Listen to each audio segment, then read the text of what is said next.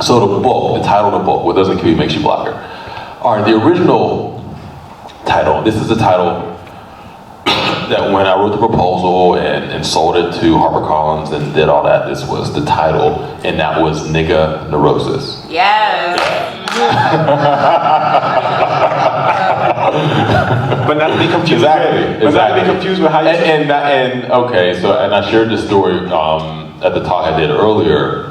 I have to be careful how I enunciate that, because there have been times when I've said that in interviews, and then I read this transcripts later, and it says "nigga" in neurosis, and I'm like, no, I did not say that. That's like a Tupac term or something. That wasn't what I said.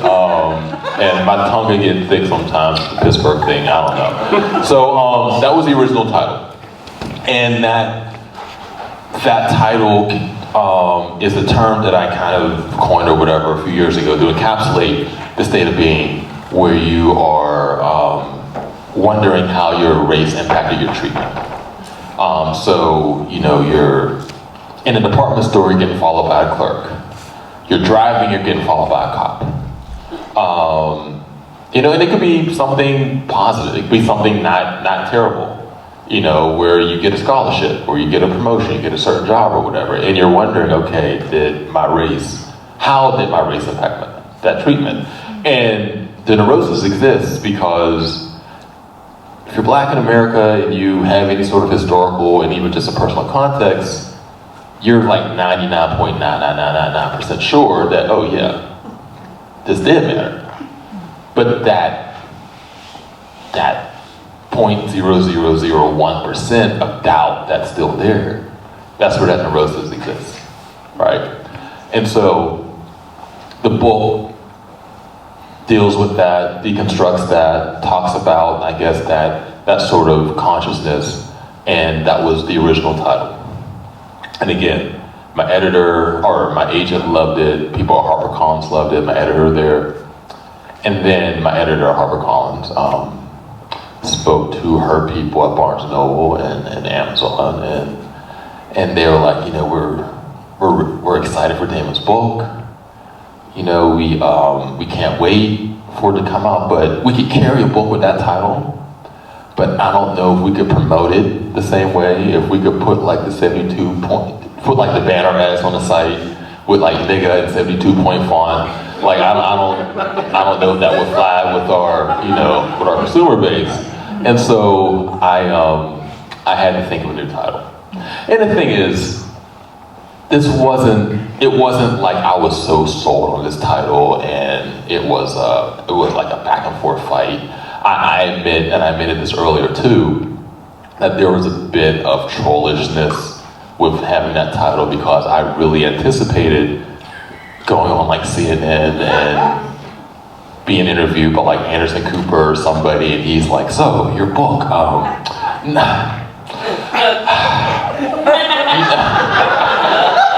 do I, can you say the title, please?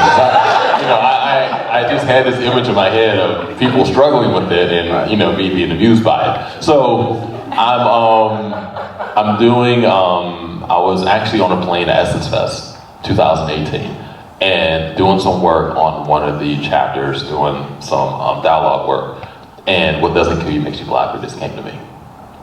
Get off the plane, I immediately Google it just to make sure it doesn't already exist as someone's like Twitter handle or something like that. See that it's free, call my agent, call my editor, and boom, I have a new title.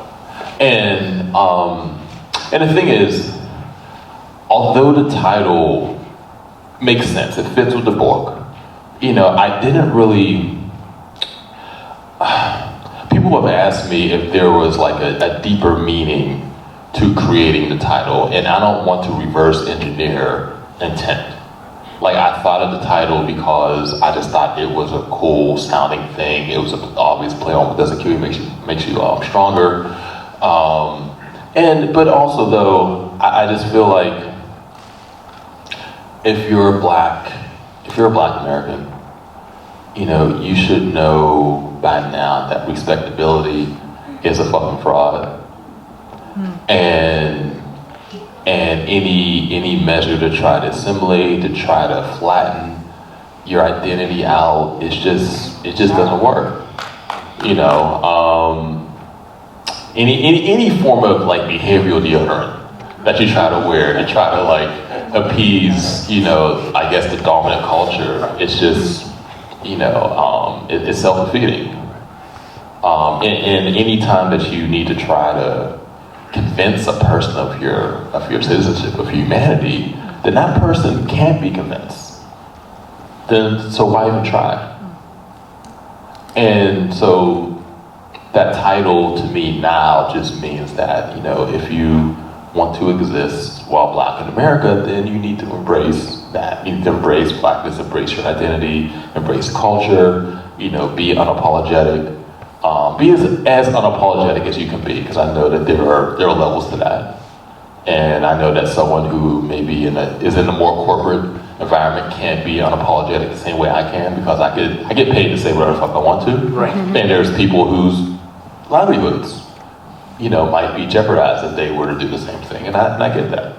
And so, yeah, that's what the title means to me now.